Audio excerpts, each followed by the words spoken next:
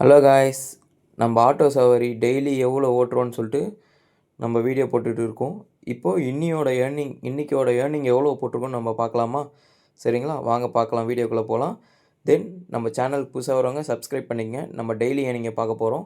சரிங்களா, இப்போ இதில் பார்த்தீங்கன்னா க்ரீன் கலரில் போட்டிருக்கிறது ஏர்னிங்கு. அடுத்தது ரெட் கலரில் வரது எக்ஸ்பென்ஸ். சரிங்களா, இதை மட்டும் நல்லா தெளிவாக பார்த்துக்குங்க. இன்றைக்கி எவ்வளோ ஓட்டணும் எல்லாத்தையும் பார்த்துக்குங்க. தென் பார்த்தீங்கன்னா மார்னிங் ஒரு 5:30க்கே நம்ம சவாரி ஆரம்பிச்சிட்டோம். 5:30க்கு ஆரம்பித்து ஒரு 9:30க்கு ஃபினிஷ் பண்ணிட்டோங்க. ஏன்னா நம்ம காலையிலே டிஃபன் சாப்பிட்றதுக்காக கொஞ்சம் பிரேக். ஓகே, திருப்பியும் டிஃபன் சாப்பிட்டு ஒரு 9:30க்கு ஆரம்பித்தோம்.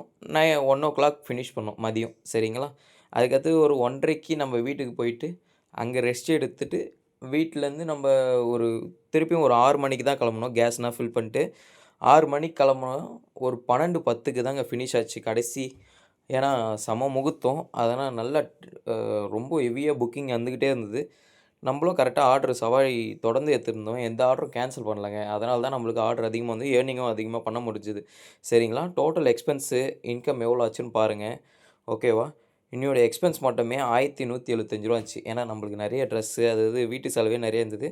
அதை பார்க்கவே கரெக்டாக இருந்துச்சு. அதனாலேயே ரூ. 1175 ஆச்சு இன்றைக்கி. தென் மொத்தம் வந்தது மட்டும் பார்த்தீங்கன்னா, சம்பாரிச்சது பார்த்தீங்கன்னா ரூ. 2645. இதில் பேலன்ஸ் பார்த்தீங்கன்னா நம்ம கையில் நிற்கிறது ரூ. 1470 தாங்க. அதுலேயும் நம்மளுக்கு ஆட்டோ ரெண்ட்டு பே பண்ணணும். சரிங்களா, அது ஒரு ரூ. 350 போயிடும் எப்படி பார்த்தாலும். ஏன்னா அடுத்த நாள் தான் நாங்கள் பே பண்ணுவோம். அதனால் இதில் சேர்க்கல. சரிங்களா, அப்படியே நெக்ஸ்ட் வீடியோ போடுவோம். நம்ம டெய்லி எக்ஸ்பென்ஸ் எவ்வளோ ஆகுது, இன்கம் ஆகுதுன்னு நம்ம ஆட்டோ சவாரி ஓட்டுறதால அதில் நம்ம எவ்வளோ ட்ரிப்புக்கு சம்பாதிக்கணும்னு சொல்லிட்டு காமிக்க போகிறோம்.